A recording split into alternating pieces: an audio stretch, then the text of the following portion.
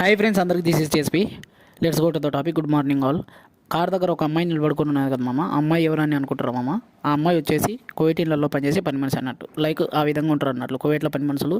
Like ఆ విధంగా uniform వేసుకొని, నెత్తికి ఒక గుడ్డ కట్టుకొని, అంటే బట్ట కట్టుకొని, ఎంటుకలు కనపడకుండా సో ఆ విధంగా ఉంటారు అన్నట్లు. సో ఆ అమ్మాయి ఆ బండి దగ్గర ఏం చేస్తున్నదంటే, వాడు వచ్చేసి శ్రీలంక డ్రైవర్ అన్నట్లు, మా సార్ వాళ్ళ తమ్ముని డ్రైవరు.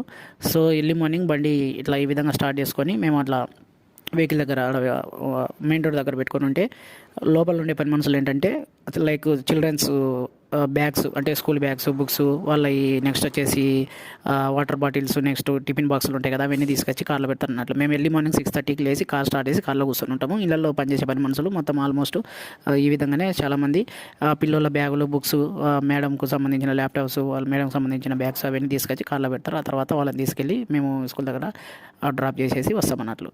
సో ఇవాళ ఎర్లీ మార్నింగ్ మళ్ళీ వీకెండ్ అయిపోయి ఇప్పుడు ఈ రోజు నుంచి మళ్ళీ స్టార్ట్ స్కూల్ అన్నట్లు. ఒక 5 days కంటిన్యూ ఉంటుంది అన్నట్లు. ఈరోజు సండే కదా, మండే, ట్యూస్డే, వెన్స్డే, థర్స్డే, మళ్ళీ 5 రోజులు కంటిన్యూ ఉంటాయి అన్నట్లు.